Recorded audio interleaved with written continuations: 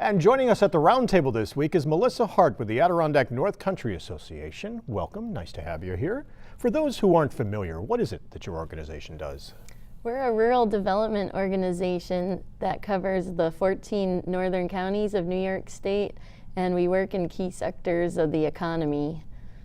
You really are an organization that tries to help develop projects throughout the Adirondacks to help communities. Yeah, we see our role as being a facilitator type of organization that brings people together to tackle certain problems that communities are facing, in our rural areas. We were talking about the great train debate just a few minutes ago here on the program, the rail corridor that runs from Remsen through Old Forge and all the way up to Lake Placid, 119 miles, owned by the state.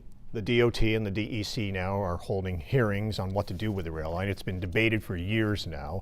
There are supporters who want to upgrade the train tracks and return train service to the Adirondacks. Others would rather tear up the tracks and create a multi-use recreation trail for hikers, bikers in the 3 seasons, and then snowmobilers in the winter. Has ANCA taken a position on this? Yeah, our organization is involved in this debate, and our stance is that we feel that there could be some compromise worked out that would create a win-win for everybody on both sides of the issue. Encouraging development of trails and retaining the rails as well. A big campaign that you folks have been involved with, and we shared some good news last week. The State Theatre in Tupper Lake raised enough money to buy the digital equipment. The theater is closed now. They're closed for about a month while they convert. But this is a campaign that started back in the spring, and you folks were really the driving force behind this, trying to raise awareness about the small theaters having to convert to digital or face the possibility of going out of business. Right. And you launched it with quite an elaborate video, the Go Digital, Go Dark campaign, and had a big gala at the Palace Theater in Lake Placid. How has the campaign been going? We know that a few theaters have reached their goals, but several others at this point are still raising money and having to raise tens of thousands of dollars. Yeah, yep.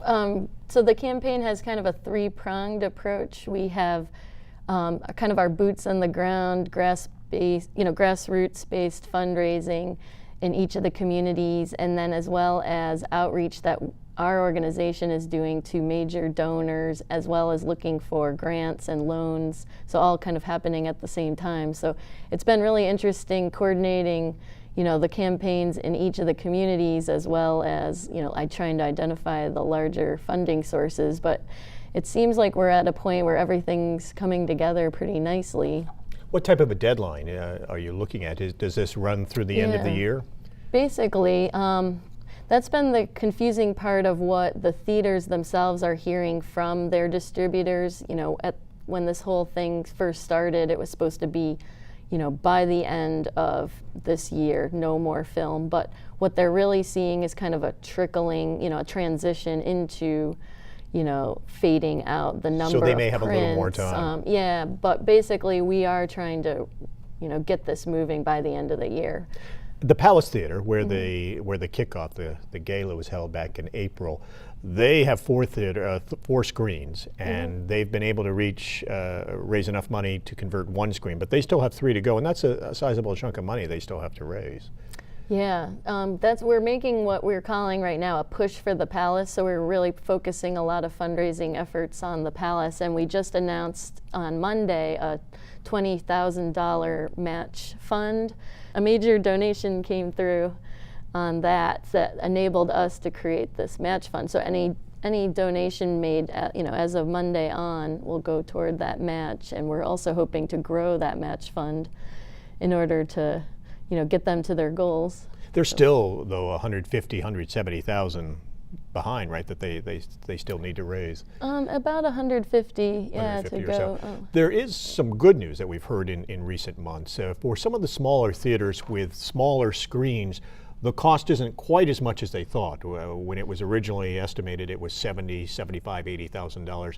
Not quite as much. It's still tens of thousands of dollars. But for some, they don't have to raise quite as much as they first thought. Yeah, what we're finding is when this digital equipment was first rolled out, it was sized for larger multiplex size theaters, and so people, the equipment company wasn't really making these projectors for the small guys like our theaters. So now they are phasing, starting to roll out these smaller size projectors, and the costs have come down quite a bit. And then there's also been kind of some syncing between the sound companies and the projection companies, so that there's more linkages between those two equipment makers. So that also has made a dent in the cost. So when the campaign kicked off, whose idea was it to come up with that video? That was a fantastic video. Yeah, it was really a great collaboration. We were approached by an independent filmmaker, Aaron Wolf, who is a documentary filmmaker who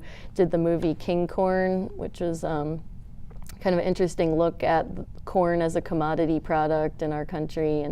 And so he volunteered his time to help us brainstorm the idea for the concepts behind the movie that we made, and he did all the filming and production work for it. But it was really interesting. We started talking about this issue as a community development issue and picturing what our small towns would be like without that theater in them. And a lot of the small towns, the theaters are right on the main street, and they're just that kind of anchor of downtown. And so we were picturing what they would be like if they were dark, and how it would just create this kind of blighted effect on the main streets. And that's one of the reasons the small theaters feel that the big production companies, the movie makers, haven't been all that interested in working with them, because they only fill a few hundred seats at a time. They do a number of other events, community events. They're not just a big cinemaplex. And I know they say for the movie production companies, that's one of the reasons that they feel that they wouldn't be terribly sad to see these small theaters close and to have people drive to the mall or to the 18 screen theaters. Yeah, it is like a David and Goliath type of story, where the little guy's just trying to hold on. But we didn't want to really try to pitch it too much that way, because we didn't want it to seem like we were just anti big business and that sort of thing, but that is really kind of another heart of what this story is all about. And when you talk about the heart of the community, Tupper Lake is the perfect example. Of the 3 theaters on the list of 10 originally that have raised their money, Tupper Lake raised about $95,000 in a matter of 1 month. And even the owner, Sally Strasser, when we talked with her a week ago, was just absolutely blown away how people in the community came together. It's just been amazing to see that kind of spirit. And that in particular was just an amazing, just steamroll effect of, once the donations started coming in, it just started, just picking up, and it was really amazing to see. She mentioned everything from little kids literally taking the change out of their pockets and putting it in a jar, to summer folks, to longtime residents, to businesses, ponying up thousands of dollars, offering to match others if they did the same, and quite amazing, she said, how quickly that community came together to save that theater. Yeah, it was $70,000 in about 1 month's time. A few have made it. They're in the process now, or they've already converted to digital. For the others, is it going to be quite a tall order to be able to get the money they need? Is there a possibility that some of these theaters could in fact close? We feel pretty confident at this point that we'll be able to meet our goals for the remaining theaters, and it's through a combination of different sources. We did just secure a loan fund through the North Country Regional Economic Development Council. It will be a low-interest loan fund that North Country theater owners can apply for, and it'll be administered through the Development Authority of the North Country. So we're in the process right now of ironing out all the paperwork for that. So we kind of see the loan as that safety for the theaters. Well, that's good. Now the North Country Regional Economic Development Council, that's we've been hearing about that for several months now. That's the Economic Development Council, one of 10 across New York, competing for state economic development money, putting their money, that money behind a number of projects. Is there a set amount that they're going to offer to the theater owners as far as loans? Yeah, the loan fund is $400,000, and it was allocated from other projects that had previously received funding, and the projects didn't happen for whatever reason. So they had this extra money to decide what to do with. So they. The council met as a group and voted to create the fund for the theaters. Set up as a safety net more that if the theaters can't raise the money on their own, then at the end they can apply for this. Yeah, for these loans. And also the terms of the loan will be easier than a conventional type of loan, and that was part of the problem that the theaters were facing. Some of them were interested in taking out money to pay for the projects, but when they went to a bank, they just, these are pretty small mom and pop type businesses, and a lot of them are in older, more historic buildings that they weren't even able to borrow against the cost of their, the building that they own. So they were finding some financing problems that way. So this loan will be structured in a way that'll make it easier for them to take out some money to kind of meet that gap between the fundraising and what's left. The three theaters that have met their goals, State Theatre in Tupper Lake, Glen Drive-In down in Queensbury, and also the Indian Lake Community Theatre, which is basically run by the community itself. Yep, that's a nonprofit theater, yep. And the other 7 that you folks are sponsoring are still in the midst of trying to raise their money. The Palace is holding a fundraiser coming up next month at the end of October, trying to have another event to try to raise more money. Yeah, we're hoping by that time with the match challenge that we just launched, and are going to be really pushing for over the next month that for this event, which will be around Halloween, like kind of a fun costume party, that we'll be hoping to have some really big news to tell people, and just at that point we'll have a really solid idea of what's left for them. So we're hoping that will be kind of the big push. How effective was the video? Did that really raise a lot of awareness? Did that get a lot of hits, and did it bring in money? Yeah, so all of the 10 participating theaters in the campaign have been screening that video before their features, throughout the whole summer. And it has been interesting, and then with a companion of that video, we've had the materials in the lobbies, by their concession stands and that sort of thing. And they have been reporting seeing, people come out of the movie and grab that, materials, and then we've been seeing it on our end because they've been mailing in, donations along with, the forms that we've been giving the theaters. So it's had a pretty good return, yeah. So you're hopeful, optimistic that, especially now with the Regional Economic Development Council's offer to help with loans, that the majority of the theaters, if not all of them, will be able to make it and convert to digital. Yeah, at this point it's just kind of a matter of time and to see how things are going over the next couple of months. We have a couple of we submitted a few grant applications as well for 3 of the theaters, the Strand in Plattsburgh, the Strand Lake Theater, and the Sable Forks Theater, the Hollywood. So we won't find out about those grants until December or so. So it's kind of a wait and see for some of this stuff. But state grants, like historic preservation grants, or?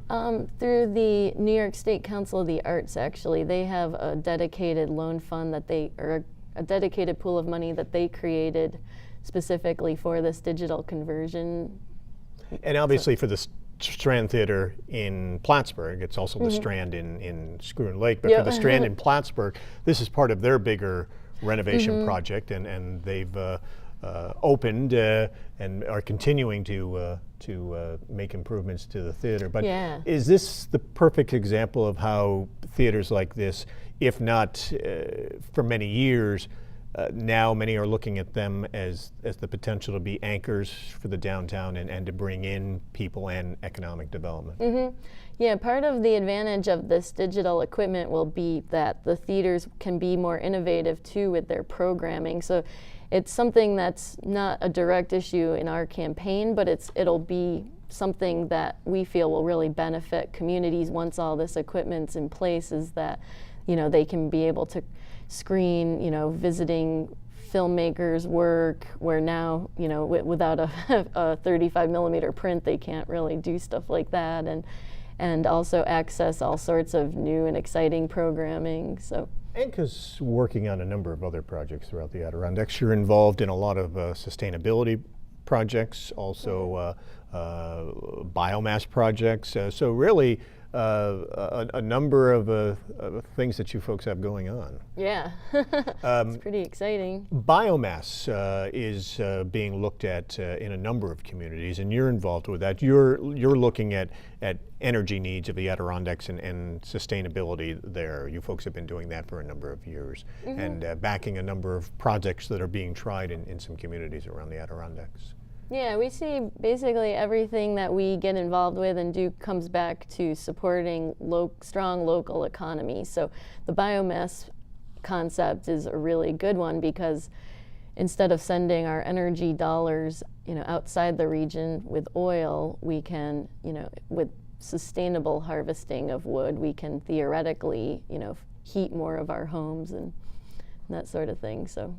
For the past several years, you folks have helped organize the Common Ground Alliance. This started in Long Lake. This year it was held in Newcomb. For the past 6 years, you've brought together every summer political leaders, community leaders, environmentalists, and other stakeholders for a day-long session. And really, when this started 6 years ago, the goal was to try to get people talking, to identify the issues facing the Adirondacks and try to get people on the same page, because there really has been an era where people have sort of dug in and drawn the lines, and there hasn't been great cooperation among stakeholders. And that was the idea of holding this. And as this evolved over the past 6 years, have you really seen these people truly coming together and teaming up on a number of things and sort of coming up with a common vision for the Adirondacks? Yeah, I think so, and I think a lot of the driving force behind that was the Adirondack Futures project, the scenario planning.